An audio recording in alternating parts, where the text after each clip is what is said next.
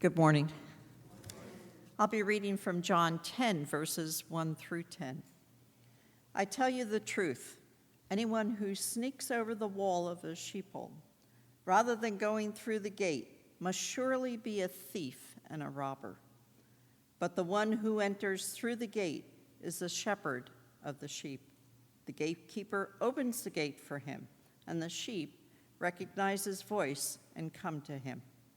He calls his own sheep by name and leads them out.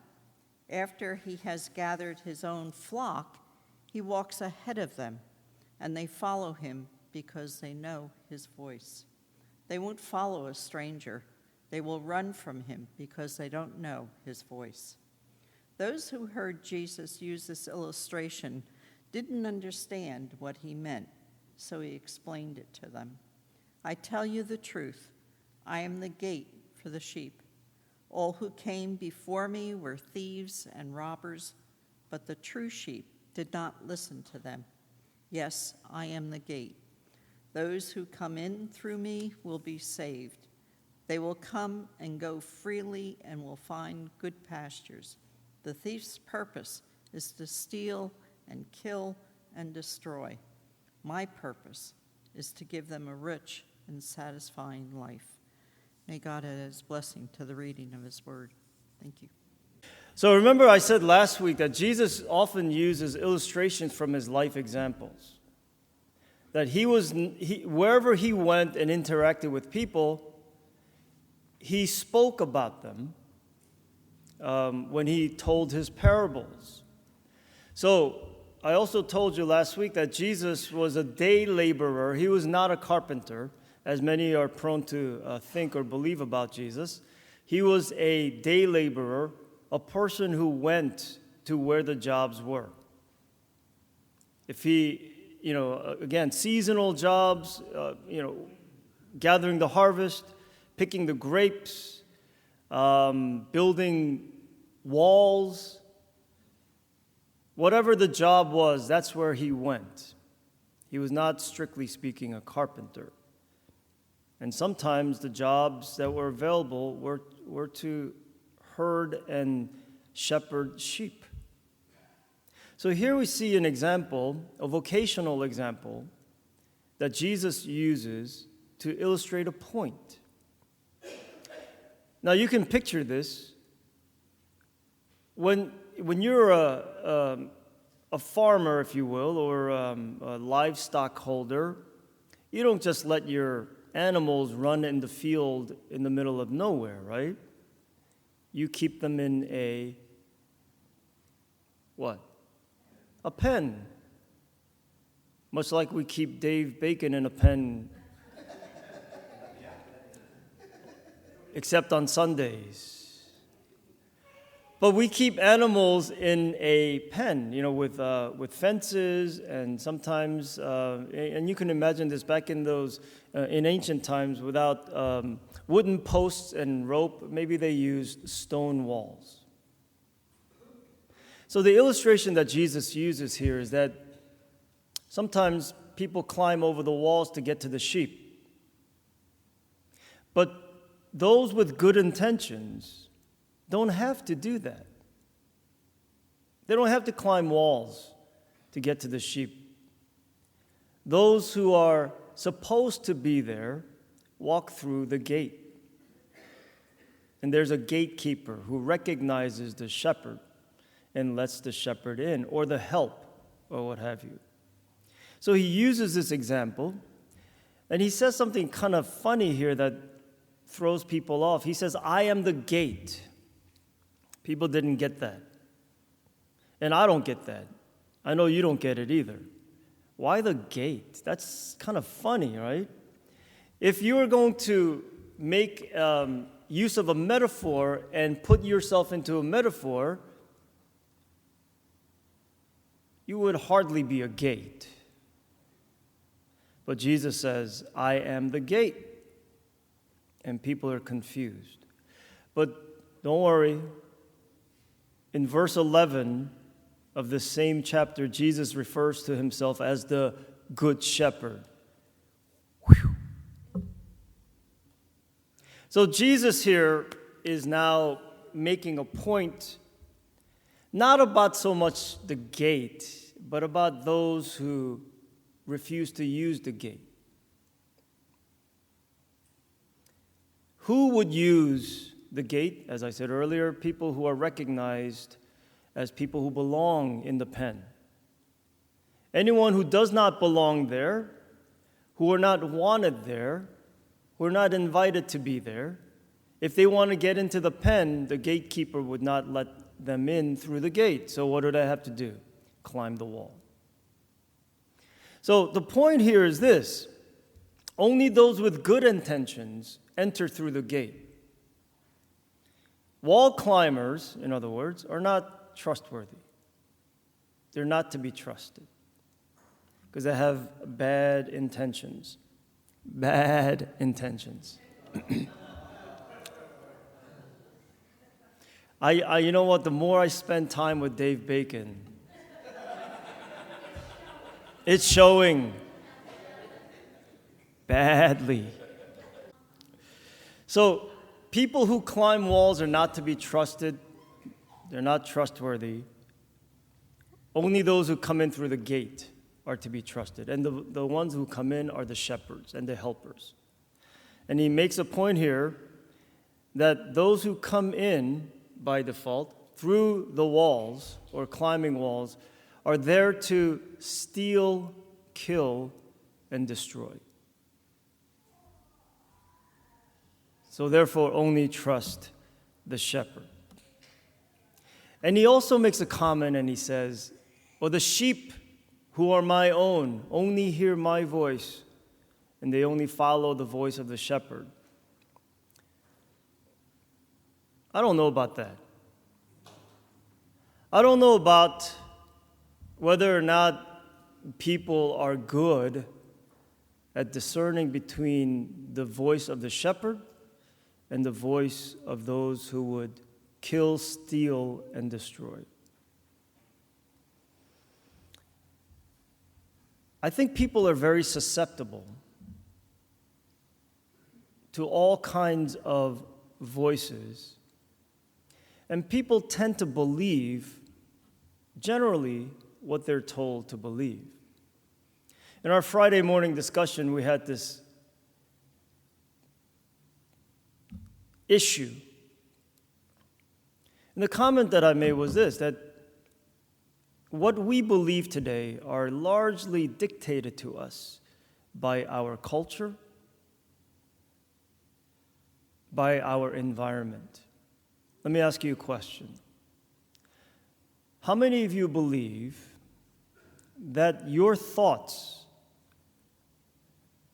are formed independently of the culture and the environment that you live in? Raise your hand if you think your thoughts are formed independently of the environment and the culture that you live in. You really believe that? Why do you believe that, Dave? Here's my point. We think we are independent. We think we are free, but we are largely influenced by the things that we hear in the news. We're largely influenced by the things that we are brought up to believe and the people who teach those things to us. But we think we're independent. And my proposition to you is that we're not as independent as we think we are or we'd like to be.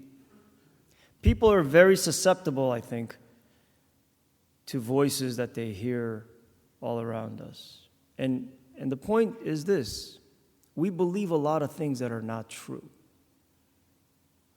Things that if we acted upon would steal, kill, and destroy us. Things like this: you're not good enough. You're not this enough or that enough. We hear these things all the time. You may not hear the words literally, But I made this point before, let me make it again. When you watch a commercial on TV, what is the commercial trying to get across to you? Yeah, your life is not complete without this product that we're selling. That's a very subtle way of saying you're not good enough. Your life could be better. You don't have this, therefore your life is incomplete. You don't have that, therefore your life is incomplete. And you know what? Like sheep, we do our best to measure up.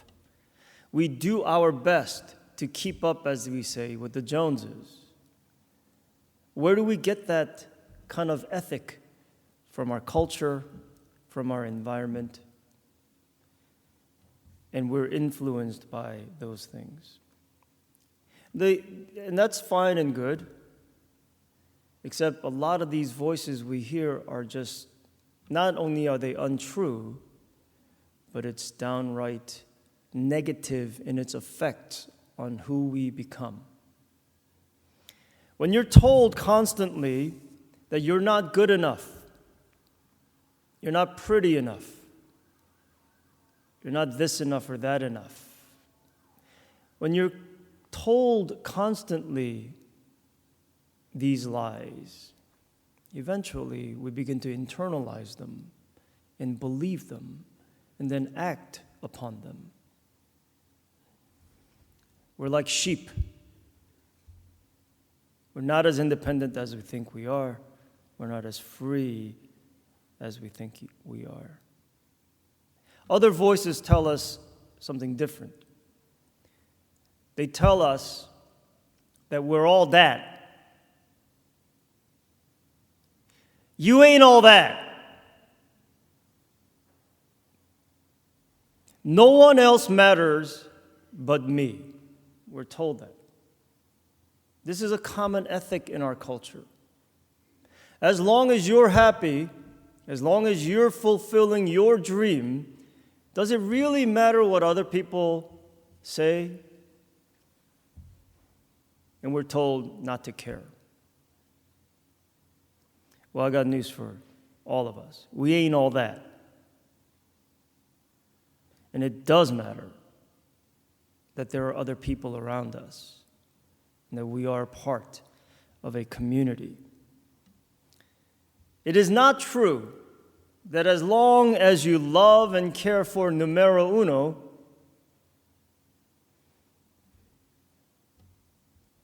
that life will be great. It's not true. These are the voices of those who, what Jesus calls, are thieves, who come to steal, kill, and destroy. What are they killing and stealing and destroying? Life, love, and peace. And these are the voices we hear. But the worst kind of voice that we hear are not the voices that come from outside of us. Rather, they're the voices that we hear in our own heads, that we tell ourselves. You know what I'm talking about? So the worst kind of voice that we hear is the voices in our own heads, in our own hearts. What kills, steals, and destroys us are the voices of guilt, the voices of anger, envy, and as someone mentioned last week, the voices of fear. So when we start believing these lies, they start affecting our relationships. When we base our actions on guilt, anger, envy, fear, among other things, and we start believing these things that it affects the way we live, eventually, it begins to affect our relationships by creating distrust, breaking apart relationships. And it leads us to a life of competition, of struggle for control and power and resources. But here's an image of real life. Life that we all want. What we really struggle for. Let's just be clear about this, all right? We're all struggling for life. We want to live. And who could blame us, right? We want life, and as Jesus says, abundantly. That's what we're struggling for. That's what we're working for. That's why we go through all the misery and the suffering and all the pain, because we're struggling for life. Abundant life. But here's the thing about life that you need to understand. That constructive life or positive life is sustainable life. Do you know what sustainability means? Sustainability, whether we're talking about the environment, whether we're talking about resources, sustainability means being able to use something or enjoy something without taking it away from future generations. So when we talk about sustainability of the environment, we're really talking about enjoying the environment, enjoying nature, without taking it away from future generations so that it can continue on. Life works in the same way. When you're talking about life right now, you're not looking at life from the big picture perspective. Life that lasts, life that is good, life that is productive, life that is constructive, life that is positive is a sustainable life. It means that you can enjoy life without robbing life from somebody else. You can enjoy life without taking life from other people. You can enjoy resources without taking it and robbing others of the opportunity to enjoy the same. Does that make sense? Which one of these do you think Jesus means when he talks about life? Life that takes, kills, steals, and destroys, or life that is sustainable?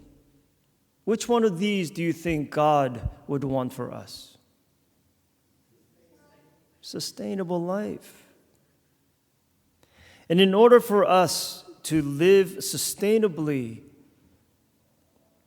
in other words, in order for us to promote health and life and love and peace, we have to stop competing with each other.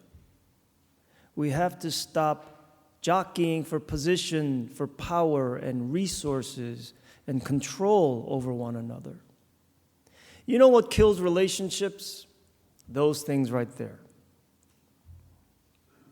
When you're in a relationship and you're being controlled, are you happy or unhappy? Well, it depends on who you ask.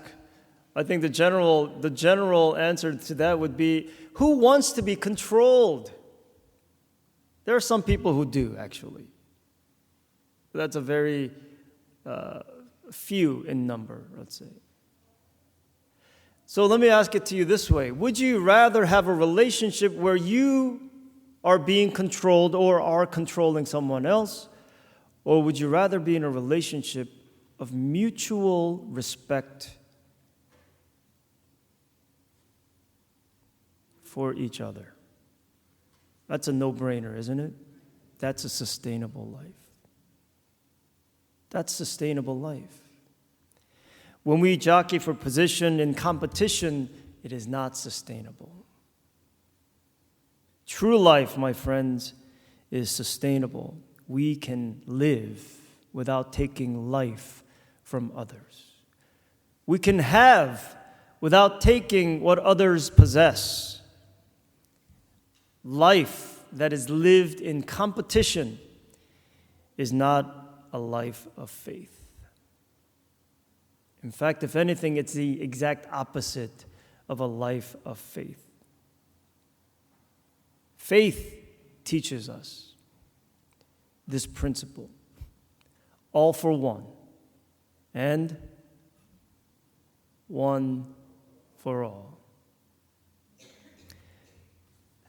Toward a life of love and peace. Jesus models this faith. He models a faith that transcends the struggles of our lives. The struggle for power, the struggle for control, the struggle for resources. He models a life and a faith that transcends these struggles. And by the way, a life of faith is not living in denial of these things. You know, a lot of times people think that just because we have Jesus, that somehow these things that are happening around us don't exist. That's not true. A life of faith teaches us that fear is real, man.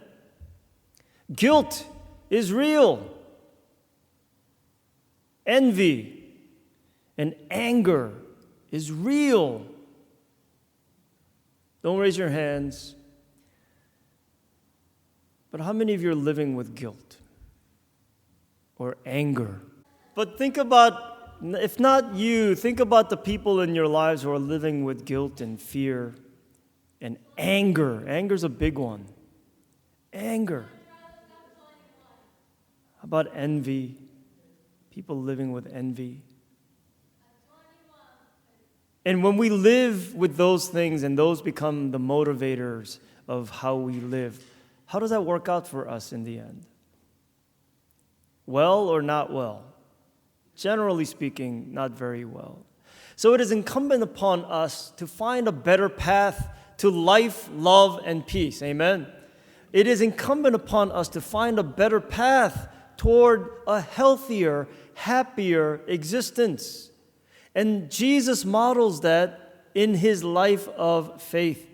He reminds us that faith is not about running away from our problems,